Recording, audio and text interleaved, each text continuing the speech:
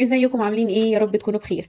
عارفه ايه اللي بياكل الطاقه بتاعتك اكتر من ترويق البيت؟ هو ان انت بتفكري في ترويق البيت، انك تبقي قاعده بتشربي قهوتك ده لو لحقتي يعني، ودماغك شغاله في الغسيل عايزه تنشر، اللحمه محتاجه تطلع تفك، الواد هدومه صغرت عليه، بكره هطبخ ايه. ده اسمه حمل ذهني، وده اللي بيخليكي تنامي وانت حاسه انك شايله جبل حتى لو ما عملتيش حاجات كتير طول اليوم. فيا بنات، انا عارفه ان احنا في الفيديو اللي فات اللي هو الجزء الاول طلعنا كل الوجع دوت وفهمنا احنا ليه بننهار فجاه وليه بنحس ان احنا تايهين. فلو ما شفتهوش بجد انت فايتك كتير قوي علشان هتفهمي نفسك لاول مره بس. لكن النهارده خلاص بقى احنا مش هنقعد نعيط. النهارده الوقت العملي مش هنحط فيه خطه انقاذ بجد، لا ده احنا هنعرف ازاي نمشي بيوتنا ونطلب المساعده بذكاء من غير ما نتخانق مع اللي حوالينا. النهارده ده تاني فيديو من سلسله اعتزالة المثاليه. هنحط خطه الانقاذ، مش هقولك تنضفي ازاي لكن هقولك ازاي تفكري. هتعرفي ازاي انك تمشي بيتك بذكاء مش بمجهود كبير، وازاي تطلبي مساعده من غير ما تقلب معاكي بخناقه. عاوزين في الجزء ده نتكلم ان احنا ازاي نمشي بيتنا بالطريقه اللي تناسبنا احنا، مش تناسب طريقه حد تاني، مش علشان شفنا فلانه بتعمل كذا او اغلب الناس بيعملوا كذا فاحنا نعمل زيهم. لا، احنا هنمشي باللي مناسب لينا احنا ومناسب لطاقتنا احنا النفسيه. احنا هدفنا ان احنا نقلل الزحمه كلها اللي جوه دماغنا دي. احنا عايزين نقلل زحمه دماغنا دي للنص تقريبا. فلو عايز تكتبي في نوتس او تحفظي في دماغك علشان الفيديو ده هيكون هو بدايه الراحه اللي بجد اللي في حياتك. اول حاجه وهي اكبر غلطه ان احنا بنقع فيها ان احنا بنمشي بيوتنا علشان الناس لما تدخل بيتنا تكون مبسوطه. يعني نظافه الحاجات وهي بتتكركب كل ساعه زي الالعاب والمكان اللي بناكل ونشرب فيه. فلا، احنا ازاي احنا هنقدر نروق المكان ده كل ساعه تقريبا؟ الموضوع صعب جدا وبياكل من نفسيتنا. فلا، انا هروق اخر اليوم او الصبح والولاد هم في المدرسه او في الحضانه. واللي يدخل عندي فجاه هيلاقي بيتي نظيف ولكن مكركب لان في ناس عايشه فيه وبتتحرك فيه براحتها. اعتزال المثاليه هنا معناه الاولويات، يعني مفيش حاجه اسمها نظافه 24 ساعه، لا طبعا، ده انا ظهري خلاص، انا مش حاسه بيه وحياه ربنا. فانا قررت احط نظام يريحني انا علشان أنا ما اقعدش افكر كتير واقعد اقول ان انا ورايا كذا وكذا. لا، انا هنظم الشقه كلها واقسمها كلها على الاسبوع. يعني مثلا المكان اللي هنقعد فيه هيقعد فيه مثلا الضيوف ده مش بيتفتح خالص، ومره واحده بس في الاسبوع همشي عليه كده بالمقشه والفوطه، همشي المع كل حاجه على السريع كده، ومره واحده بس في الشهر هشيل السجاد وامسح بصابون، يعني بقى اجيب الموب وكده. والشقه اعملها اخر اليوم والمواعين الملمها بسرعه جدا. مش هعمل اكتر من كده في الشقه. فانا هلملم الشقه وهلمع كده من على الوش كل يوم، لكن مش هشيل السجاد واعمل زي ما كنت بعمل في نفسي كده. كمان في الملايات انا قلت ان انا هعمل ملايات مرتين في الاسبوع، المع الاوضه وامسحها مره في الاسبوع، كده كده هي نظيفه بننام فيها بس فما فيهاش اكل ولا فيها اي حاجه. الحمام هعمله مره في الاسبوع هو والمطبخ. اي حاجه بقى محتاجه تنظيف عميق هقسمها براحتي. يعني مثلا لو في مكان المكان ده فيه اضراب كتير قوي جنب بعضهم، يبقى ممكن مثلا امسك درجين درجين كل يوم، مش قصه يعني، هخلصهم.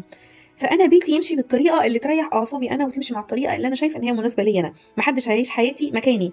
فانتي ما تمشيش بيتك علشان صوره تعجب الناس وانتي بتنهاري اصلا من جوه. تاني حاجه، احنا بنغلط غلطه كبيره قوي، بنسكت وفجاه بننفجر في وش الكل: انا مش خدامه هنا، انا محدش بيساعدني. النتيجه هتكون ايه؟ ان خناقه وشحن زياده وبرده مش هتلاقي حد بيساعدك. فهنعمل مثال واقعي شويه، بدل ما تقولي لجوزك مثلا انت مش بتحس بيا، جربي تقولي له مثلا حاجه: يا فلان انا محتاجه منك مساعده في كذا. انت مثلا النهارده هتذاكر الاولاد، او مثلا هخلص المطبخ علشان نلحق نقعد مع بعضينا. فحددي له المطلوب منه بوضوح وبحاجه بلهجه كده تحسسه ان انت الشريكه بتاعته مش بتدي له اوامر. الست الذكيه هي اللي هتعرف تطلب المساعده من اللي حواليها من غير ما تحرق اعصابها. تالت حاجه، لو انت دماغك مسحومه فتعالي بقى ان احنا نفض الدماغ دي خالص. ارمي كل القوائم الطويله اللي فيها 20 حاجه بنكتبها كل يوم.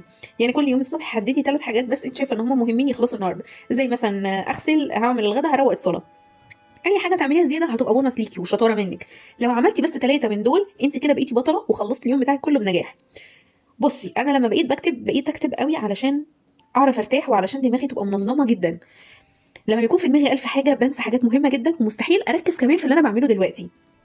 انت عارفه اصلا احنا ليه بننسى؟ لان عقلك ده بيبقى عامل زي الموبايل اللي ذاكرته اتملت على الاخر. كل اللي شاغل بالك اكتبيه في ورقه علشان تفتكري انك تعمليه. كل اللي شاغل دماغك اكتبيه، مش بس عشان انت تفتكري تعمليه، لا، عشان انت لما بتكتبي كل حاجه ناقصاكي وكل حاجه بتطلعيها جوه ورقه ده بيروق دماغك كده، بتبقي كل حاجه قدامك موجوده على الورق. لما مثلا تكتبي التطعيم الاسبوع الجاي، عقلك هيبتدي ما يزنش عليكي كل شويه يقول لك: بقول لك ايه، اوعي تنسي التطعيم الاسبوع الجاي. فانت فضي دماغك كلها اول باول وهتلاقي انك بقيتي اهدى بكتير. والهدف هنا مش ان احنا نخلص الشغل، الهدف ان احنا نخلص اليوم واحنا صحتنا النفسيه مرتاحه جدا، علشان ما تعمليش زيي وتكون نفسيتك في الارض وتفقدي نفسك في الاخر. وخلينا عارفين ان البيت بتاعنا ده مش شركه وانا الموظفه الوحيده اللي فيها. يعني لو ولادك كبار شويه علميهم يشيلوا الطبق بتاعهم، لو جوزك يقدر يجيب طلبات البيت وهو راجع خليه هو اللي يشيل هم التفكير في الناقص. ما تبقيش انت المحرك الوحيد لكل تفصيله في يومك، وزعي التفكير ده مش بس تنفيذ الحاجات، ده هيقلل الحمل الذهني عليكي. برضه انا عملت حاجه حلوه هشارككم بيها، ان انا جبت ورقه وحطيتها في المطبخ، كتبتها على الدولاب بتاع المطبخ، وبقيت اكتب فيها كل حاجه ناقصاني. يوم بقى اللي جوزي بيكون موجود فيه قاعد في البيت او مثلا راجع من الشغل مودي كويس بقى ممكن يشتري حاجه، بقول له معلش بس ممكن تجيب لي كذا من تحت وانت طالع، او معلش ممكن تنزل تجيب لي 1 2 3 عشان نسيت اجيبهم. ما بديهالوش على سن هي امر، لا معلش ممكن تجيب لي كذا. كده انا مش ناسيه اشتري حاجتي، وفي نفس الوقت هو نزل وساعدني، وهكذا اولادي برضو باقي النظام بقى البيت بحاول واحده واحده. يعني انا قررت ان معايا من دلوقتي لغايه اخر السنه ان انا اظبط حياتي بالراحه علشان ابنيها صح من اول وجديد واعيش باقي حياتي وانا مستريحه. طيب كمان لازم نعمل حاجه اسمها خطه الطوارئ، هي الخطه اللي لما الدنيا تبوظ انا اعمل ايه. في ايام هتصحي فيها انت مش قادره تماما، يعني مثلا يوم صحيتي لقيتي مثلا عيالك تعبانه، او انت صاحيه بصداع نصف في اليوم دوت، فاليوم ده فعالي حاجه اسمها خطه الطوارئ. يعني انك تجيبي اكل دليفري او نواشف، او ما يبقاش في ترويق، اكتفي بانك تكوني موجوده، انك تعترفي ان انا النهارده اليوم ده طوارئ، بيشيل من عليكي حمل الذنب اللي بياكل فيكي. وبصي المطبخ ده اكتر مكان بياكل عمري بجد والله، فاعتمدي على ان انت تكوني مجهزه الحاجات بتاعتك من قبل كده. مش لازم تقفي تطبخي كل يوم 5 ساعات، يعني لازم يكون عندك صلصه متسبكه، بصل مفروم، اكل تخلص في حله واحده. انا في فيديو سبته لكم في صندوق الوصف دلوقتي ان بجهز حاجتي كامله لمده اسبوع، بعمل حاجه سهله وسريعه ومكوناتها في 5 دقائق. يعني اسبوع واحد بس في الشهر، مش بطبخ فيه الطبخات الكبيره قوي، انا بطبخ فيها طبخات عاديه جدا. يعني مثلا انا بشتري نص كبده اسكندراني من قبلها بيوم، بكون مقطعه فلفل مثلا وكل الحاجات دي طبعا انا مفرزاها، يا دوبك احط الطاسه اسويها ومعاها الفلفل واسخن عيش وكده، والاكله تكون جهزت وكفيت يومين كمان. او تاني يوم ممكن بدل العيش ان انا اسلق شويه مكرونه واحط اللي اتبقى من الكبده، ومنتهى السرعه كله يكون خلص. والوقت اللي انا كنت المفروض اعمل فيه الاكل ده النهارده هعمل فيه حاجه لنفسي، مثلا حاجه ظهرت لي طوارئ، حاجه لازم اخلصها النهارده. فوفري مجهودك البدني للحاجات اللي تستاهل، مش للوقفه قدام البوتاجاز طول النهار. بصي بقى اهم جزء واللي انا هقوله لك ده هو ان انت لو ما عملتيش ده فكل اللي فات ده هيفشل. انك لازم يكون ليكي 10 دقائق في اليوم، الكل عارف ان الوقت ده بتاع ماما وماما مش موجوده فيه. انت كمان ما تمسكيش التليفون من غير ما تفكري في بكره، اقعدي بس اشربي حاجه كده وبصي للسما. 10 دقائق دول هيخلوكي تستحملي ال 23 ساعه والشويه الباقيين. فخدي وقت لنفسك بس 10 دقائق، حتى لو هم مش موجودين في البيت. ال 10 دقائق دول مش هعمل فيهم اي حاجه، هقعد بس كده مع نفسي زي ما قلت لكم في اول فيديو خالص، ان احنا ازاي نقعد مع نفسنا 10 دقائق ونسمع نفسنا، نشوف جسمنا هيقول لنا ايه، عقلنا هيقول لنا ايه، من غير ما نكون بنفكر في المسؤوليات وهنطبخ ايه وايه اللي حصل وايه اللي وصل وكده. لا، مش هنفكر في اي حاجه شبه كده. وفي مثلا ناس هتقول لي طب يا مريم ماشي السيستم ده جميل جدا، بس انا شكلي تعبان ونسيت ان انا ست اصلا. عشان كده هقول لك ان في الفيديو الجاي هو بقى الحلو بتاع السلسله دي كلها، هنتكلم عن ساعه لقلبك، ازاي تهتمي بنفسك وبجمالك وبنفسيتك باقل امكانيات ماديه في وسط الزحمه اللي في حياتنا دي.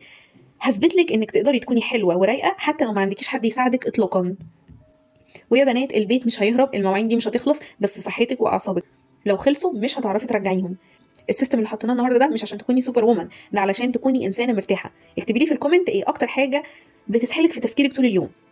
والفيديو الجاي هو الحلو بقى بتاع السلسله دي كلها، هو المكافاه اللي احنا هنستحقها. هنتكلم عن ساعه لقلبك، ازاي تهتمي بنفسك وبجمالك وبنفسيتك باقل امكانيه ماديه في وسط الزحمه دي كلها. هثبت لك انك تقدري تكوني حلوه ورايقه حتى لو ما عندكيش قدره ماديه، بمجرد بس انك تعرفي السر اللي هنقول عليه.